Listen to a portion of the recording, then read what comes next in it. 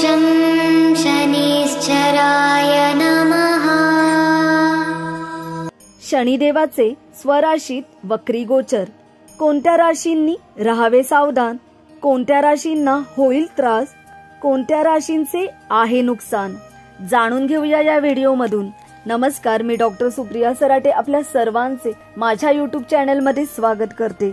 मित्रमैत्रिणींनो, जून महिन्याच्या शेवटच्या दिवशी कर्म आणि न्यायाची देवता शनी कुंभ राशीमध्येच वक्री होणार आहे, ज्यांच्या शुभ अशुभ प्रभावामुळे काही राशींना शुभ अशुभ फळे प्राप्त होणार आहेत।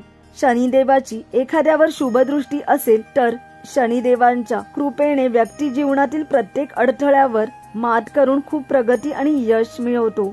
आणि शनिदेवाची अशुभ दृष्टी माणसाला गरिबी दाखवते, कंगाल बनवू शकते, संघर्ष करायला लावते आणि अपयशीही ठरते आणि अपयश पदरात पडते।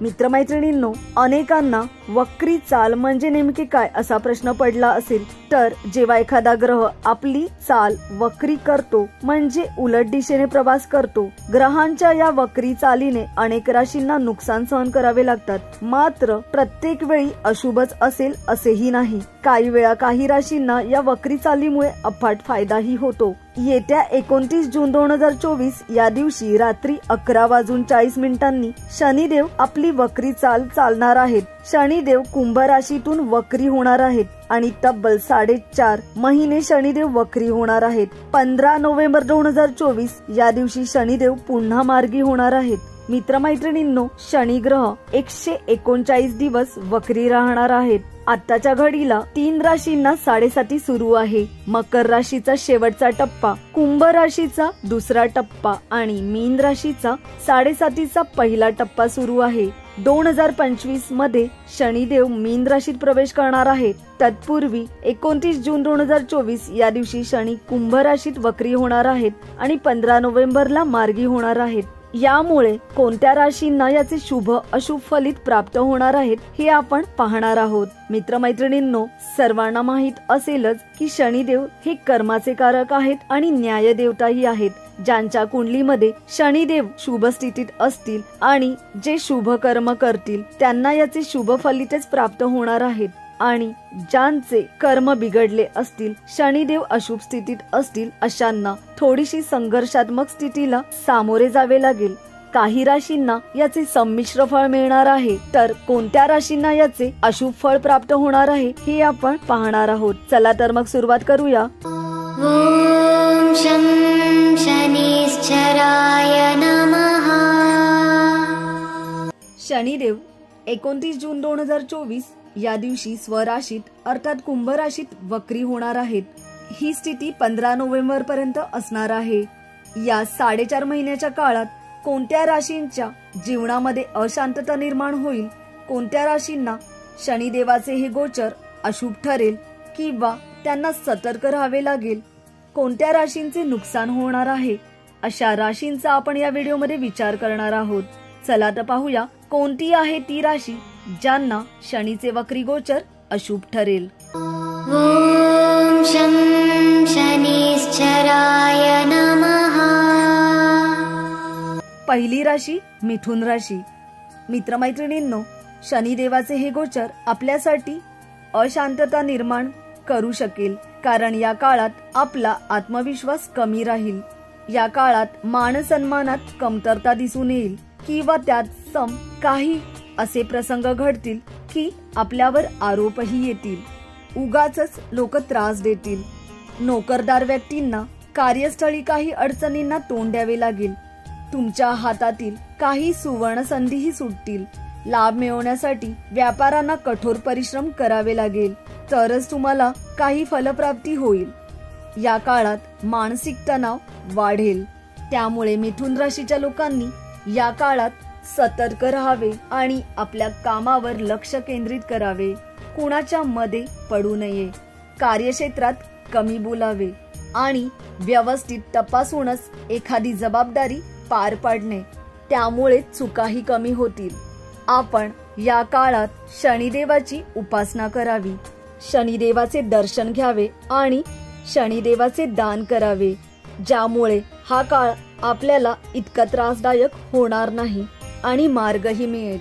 ॐ शं शनिश्चराय नमः. दुसरी राशी आहे ती म्हणजे सिंह राशी. मित्रमैत्रिणींनो, तुमच्या राशीत शनिदेव 7व्या स्थानी वक्री होणार आहेत. या काळात तुम्हाला पैशाच्या देवाणघेवाणीत सावध राहावे लागेल. कोणताही आर्थिक व्यवहार करताना काळजी घ्यावी, नाहीतर नुकसान होऊ शकते. घरातील गुप्त गोष्टी उघडपणे कुणालाही सांगू नका, ज्यामुळे भविष्यात मानहानी होऊ शकते. लोक आपला फायदा घेतील.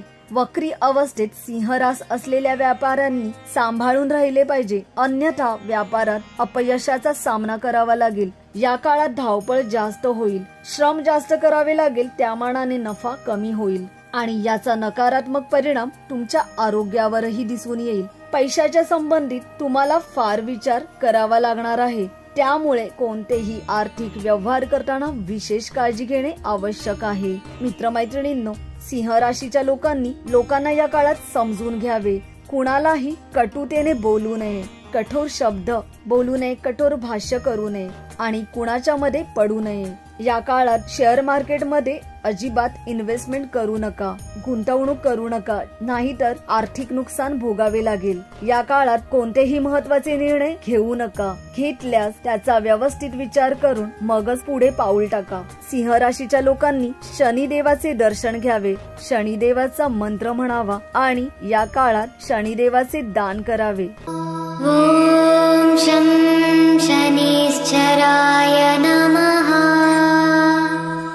तिसरी राशी आहे ती म्हणजे वृश्चिक राशी.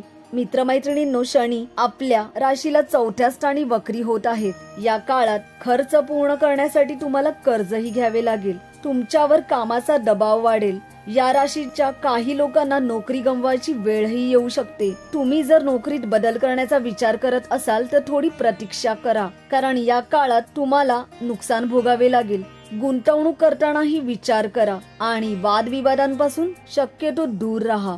प्रेम जीवनात तुमचा पार्टनर अधिकच संवेदनशील या काळात होऊ शकतो, ज्यामुळे प्रेमभंगाचा योगही घडू शकतो, विरह योग घडू शकतो. त्यामुळे व्यवस्थित कुंडली पाहूनच पुढे पाऊल टाका. आणि आपल्याला शनीची ढैयाही चालू आहे, त्यामुळे हा काळ विचार करायला लावण्याचा काळ आहे. प्रत्येक चुकांवर, प्रत्येक गोष्टींवर आपण व्यवस्थित विचार करून निर्णय घेऊन मगच पुढे पाऊल टाकावे. आणि या काळात मतभेद होणे, नात्यांमध्ये अंतर येणे अशा गोष्टी घडू शकतात. त्यामुळे संबंध टिकवणे हे महत्वाचे असेल. त्यामुळे कुणाच्या भावना दुखावतील असे वागू नये, करू नये, नाहीतर येत्या काळात आपल्याला त्याचा परिणाम भोगावा लागेल. ॐ शं शनिश्चराय नमः.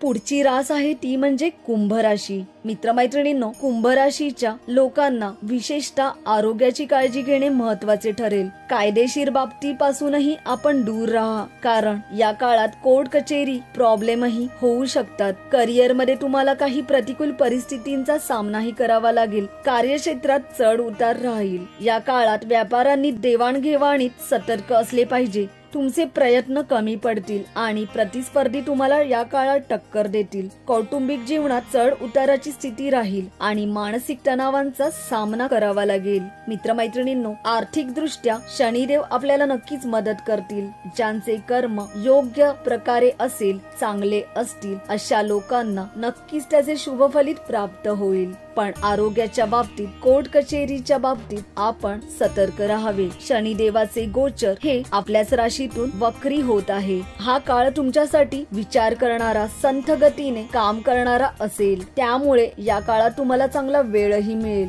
कोणत्याही गोष्टीकडे बघण्याचा दृष्टिकोन आपला बदलेल आणि दुसऱ्या बाजूनेही आपण विचार कराल. या काळात आपण शनिदेवाचे दर्शन घ्यावे, शनिदेवाचे दान करावे, शनिदेवाचे मंत्र म्हणावे, कारण आपल्याला 7.5 आहे. 7.5चा दुसरा टप्पा चालू आहे. ॐ शं शनिश्चराय नमः. पुढची रास आहे ती आहे मीन राशी.